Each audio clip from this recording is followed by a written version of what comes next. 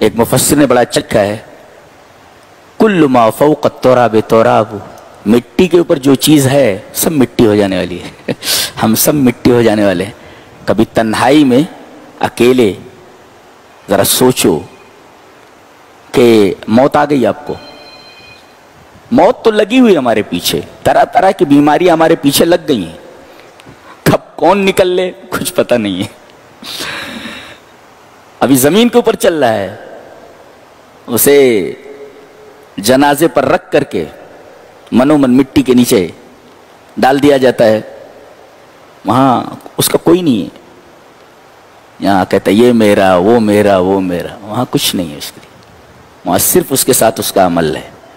اگر نیک عمل کے ساتھ گئے ہو تب تو وہ قبر بھی آپ کی بلڈنگ سے کہیں زیادہ اچھی، دنیا کی سب سے بہترین لگزیریس جگہ سے اچھی ہو قبر، لیکن اگر برا عمل کر کے گئے ہو تو بہت پریشانی ہے آپ کے لیے۔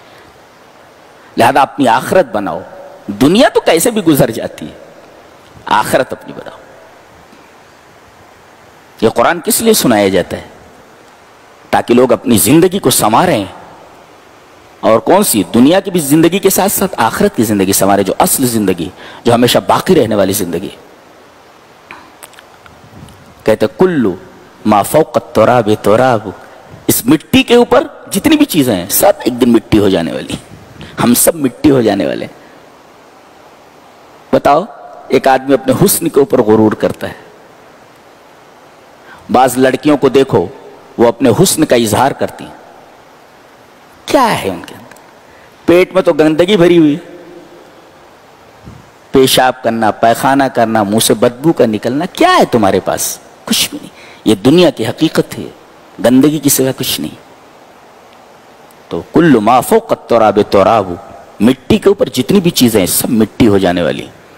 اس کے بعد اصحاب کہف کا واقعہ بیان کیا جائے، انہم فتیۃ آمنوا بربہم وزدناہم، چند نوجوان تھے۔ یہ نوجوان کہہ کر کے حوالہ کیوں دیا؟ نوجوان کا لفظ کیوں استعمال کیا گیا؟ پتہ یہ چلا کہ نوجوانوں سے کوئی قوم بنتی ہے اور نوجوانوں سے کوئی قوم بگڑتی ہے۔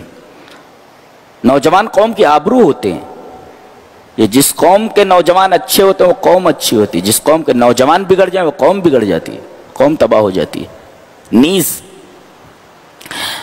سب سے زیادہ متاثر ماحول سے نوجوان ہوتے ہیں، اور دین کے فتنے میں، دنیا کے فتنے میں سب سے زیادہ مبتلا ہونے والے نوجوان